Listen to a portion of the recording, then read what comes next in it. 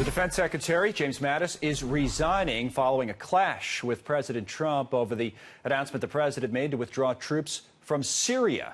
This is the culmination of a couple of years of disagreements on some policy issues between the president and General Mattis. In his letter of resignation to Mr. Trump, Secretary Mattis wrote that he was leaving because, quote, "You have a right to have a Secretary of Defense whose views are better aligned with yours." We're joined now by retired Lieutenant Colonel Alan West. Sir, good to see you. How do you feel about General Mattis leaving?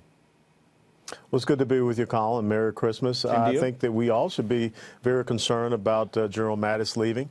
When you look at his history of service, understanding he commanded a battalion of Marines in Operation Desert Shield, Desert Storm.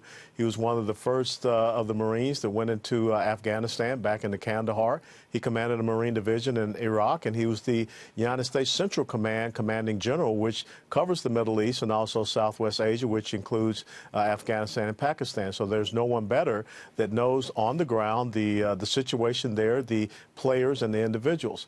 And for his counsel not to be accepted or his counsel not to be taken into consideration, and this Twitter use was made a major policy decision which has to confound our allies in the region, I can understand his frustration. Now, his frustration, or this decision that the president made that appears at least to be the one that kind of was the final straw for General Mattis, has been compared, Lindsey Graham, for example, has brought it up, to mistakes in the view of someone with Lindsey Graham's worldview that were made by President Obama in terms of withdrawing from Iraq. And I know I look back at some of your comments, you were critical of President Obama for the way that we got out of Iraq. Do you see that comparison? Do you think these two are similar?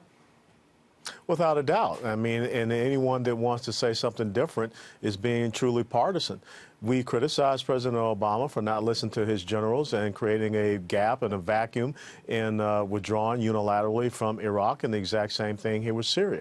And there were very intense consequences and ramifications for that.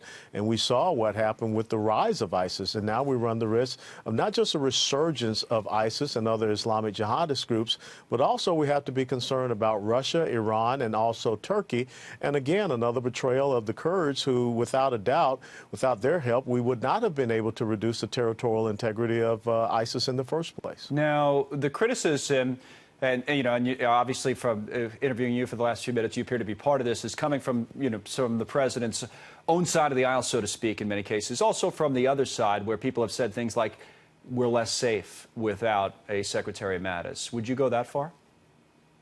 Well, I'm not going to say we're less safe without Secretary Mattis. I think that his voice and his counsel was very important. He had the on-the-ground expertise and experience.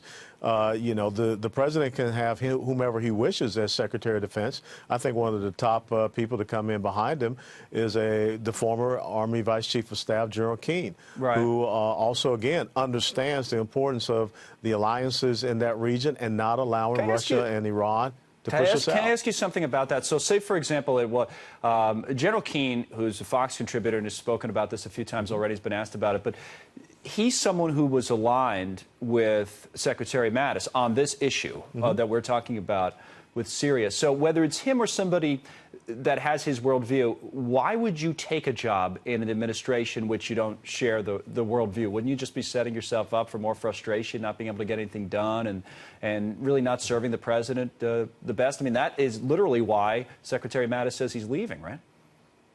Well, I know General Keane personally. He was my commanding general at Fort Bragg when I was a major there, and I would presume he would not take that job unless he knew for certain that his counsel would be accepted and his advice and knowledge of the on the ground, that situation, would be well received.